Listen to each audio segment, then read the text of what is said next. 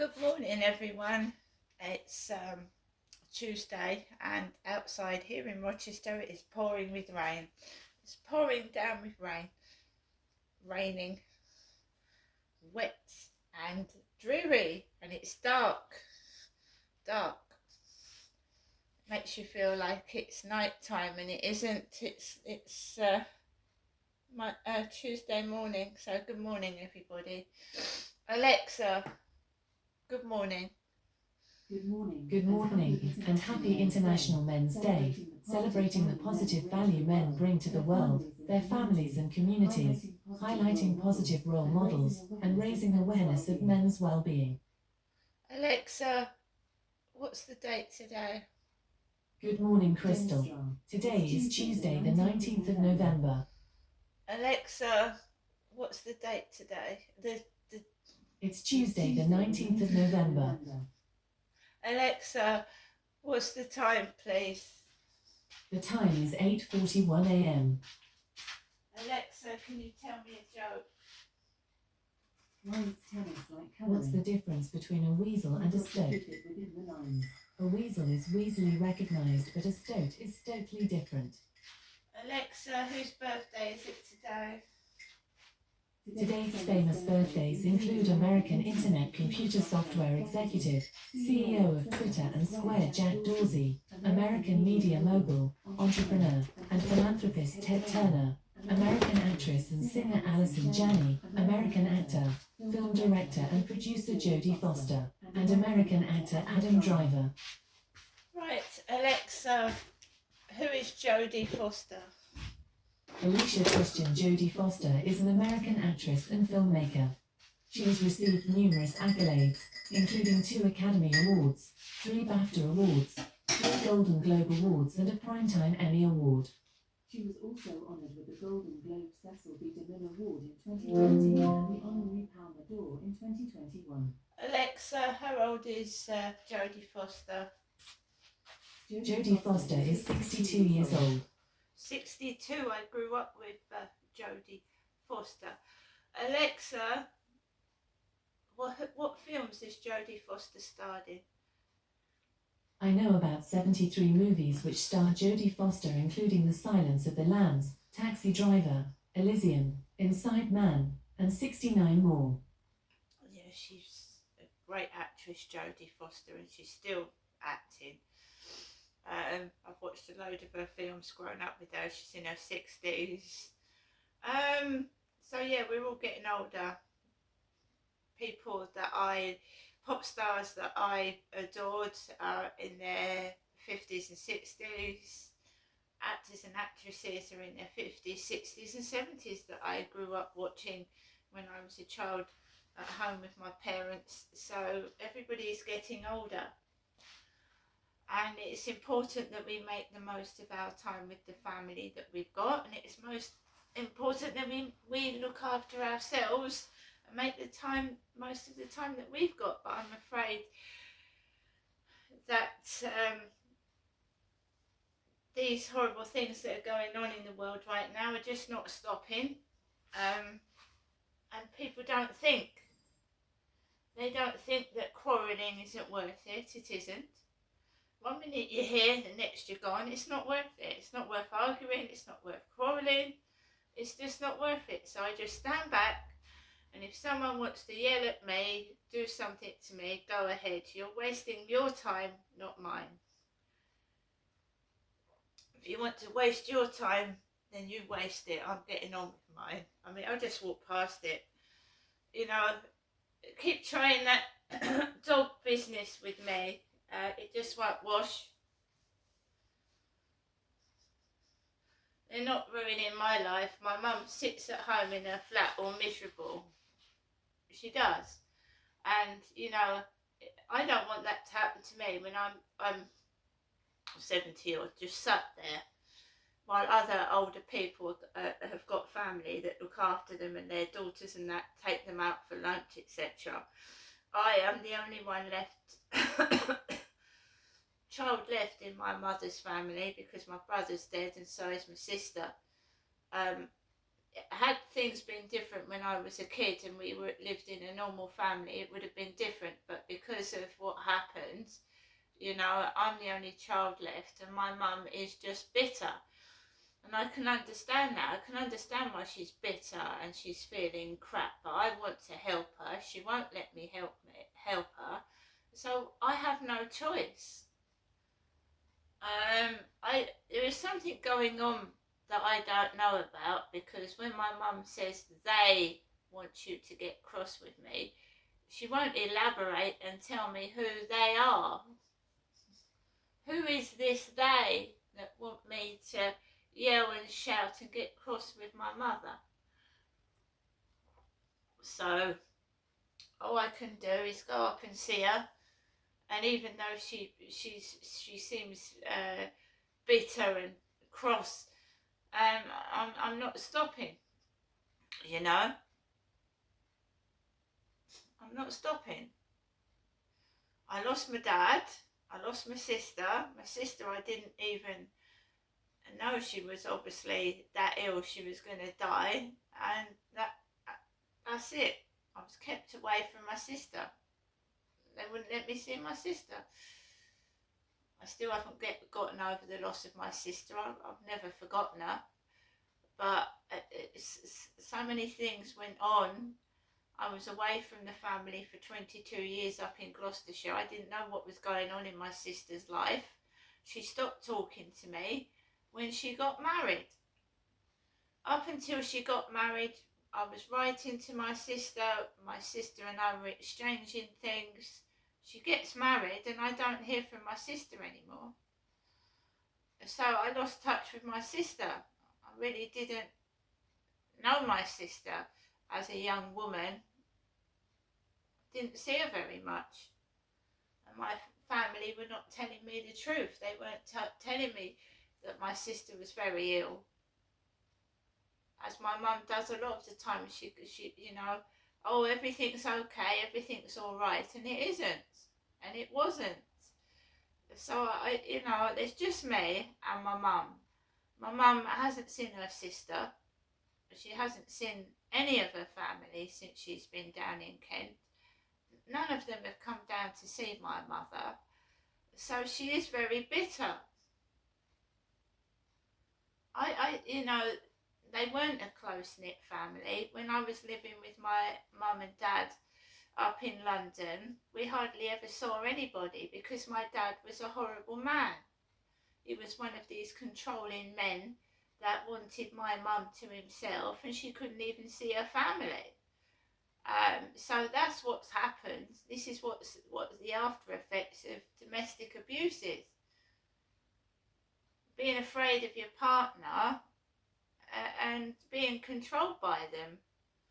And the children watch a aggressive, violent partner hit their wife or girlfriend, and they grow up, some of them grow up to be aggressive like the aggressor, and hit the mother as well, because the children watch the father's violent behaviour.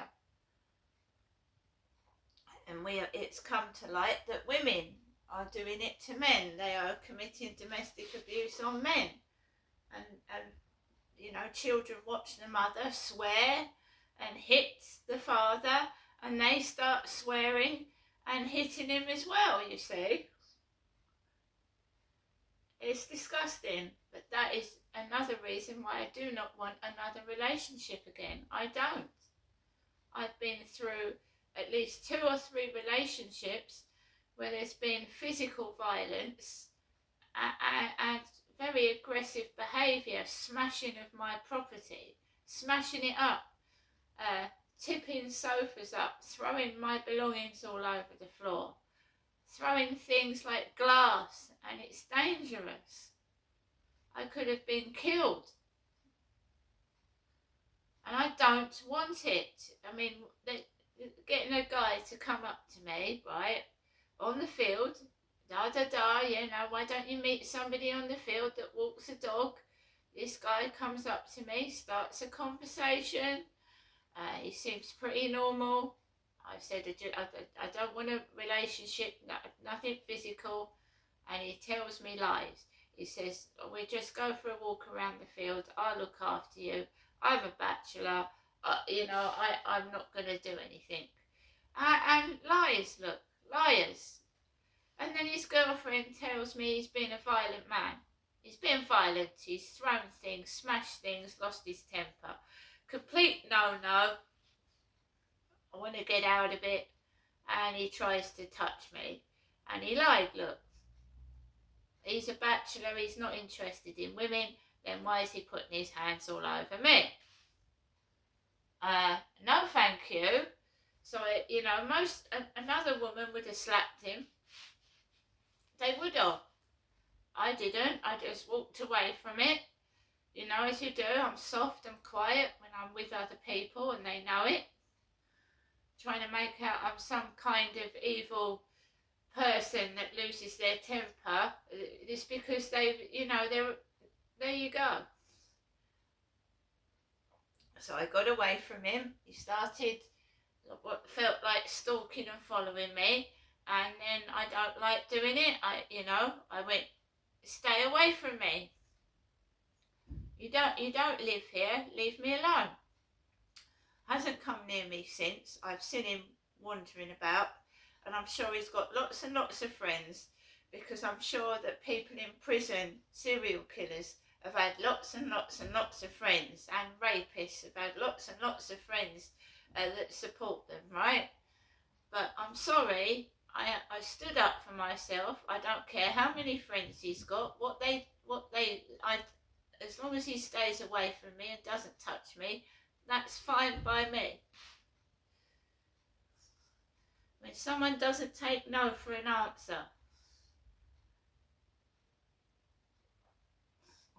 I don't want a relationship.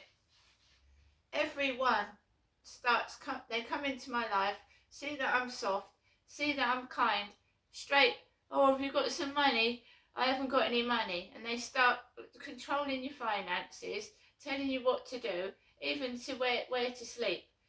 You know what I mean? And right to the extent you have to ask to go to the toilet.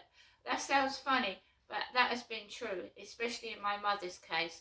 Having to ask if she can go to the toilet, having to ask if you can go to bed, being sick and ill and having to cook their dinner because they demand it, crawling on the floor sick, throwing up, and they want their dinner now. Nobody knows what you've gone through until they've gone through it themselves, so they laugh. They laugh at what you look like, they laugh at your scars, they tell you that you're lying, but you're the only one that knows the truth. So I don't want another relationship, right? I don't. And if people call me a lesbian, laugh at me, that's their prerogative. But I stay safe. Because women can abuse just as well as men can. In fact, women that hit can be downright evil. Obviously. So I've got up this morning, I'm taking it easy. It's not so cold today, because usually when it's raining it's a bit like warmer, isn't it? So it's raining outside at the moment, so we'll let the rain die down before I take the dog for a walk. There's no point getting him soaking wet, is there? We went out last night, we did, and we walked all the way around the field, and it was spitting with rain. There was nobody on that field. There was someone going onto the field with a hairy brown dog after I came off, a man. Little small dog with a really fluffy tail. I think it's a Pomeranian they are. Pomeranian, brown one. Little tiny dog, looks like a chihuahua, but it's got a furry tail, really furry, and it sticks up. He was coming onto the field as I was coming off. My God, I don't know what was going on to about 1 or 2 in the morning. I don't know whether it's next door or what. I was trying to get to bed last night. I had a demanding day yesterday, because seeing my mum, she's emotionally distressed and takes a toll on your mental health. because you have to keep saying yes, yes, yes, that's right, that's right. And it takes a toll on my mental health.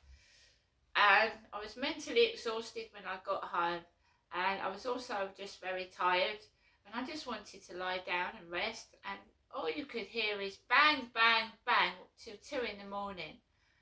And we had this about a month ago. I thought someone was moving out of the flat, and off it goes again. Sounds like someone's dragging wardrobes across the floor, opening and shutting cupboards, and God knows what was going on. I put the telly on. It's, you know, stomping on the ceiling is another thing that is very hard to cover up the noise because it's banging.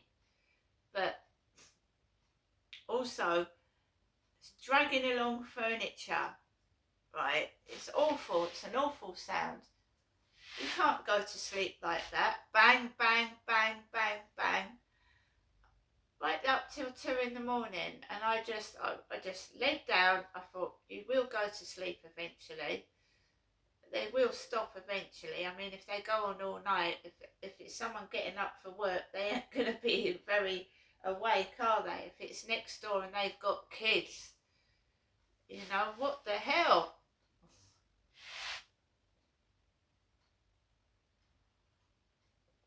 Usually get it first thing in the morning as well, but I understand that because people have got to get their kids ready to school, and kids run about, bang, slam. You see, I don't like that aspect of living in this block of flats. I thought the wall would be soundproof, the walls, but they are paper thin. You could put your fist through them.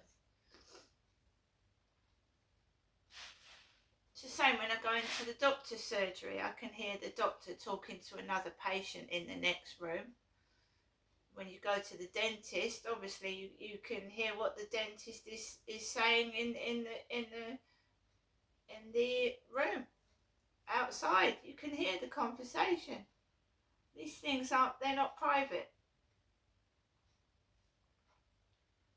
I've been in the dentist several times being treated, and people have just walked into the room, and I've got my mouth wide open and my legs like that on the fucking dentist chair, and people just walk in. I don't know what's going on, but anyway, it is a Tuesday. I went to see my mum yesterday. My mum wasn't very happy yesterday. Not happy at all. Not happy one bit. But I like to calm people down. Eventually she started speaking. Someone had really upset my mum before I'd even gone up to see my mum. Someone had upset her.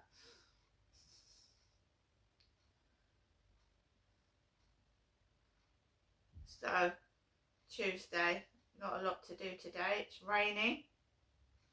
Hope everybody has a good day wherever they are. And I'm just going through my emails. There's nothing remarkable there. It's clear. We've just got rain all day today by the look of it. Lovely, nice and wet. Like I said, I hope everybody has a good day wherever you are, and I'll see you later.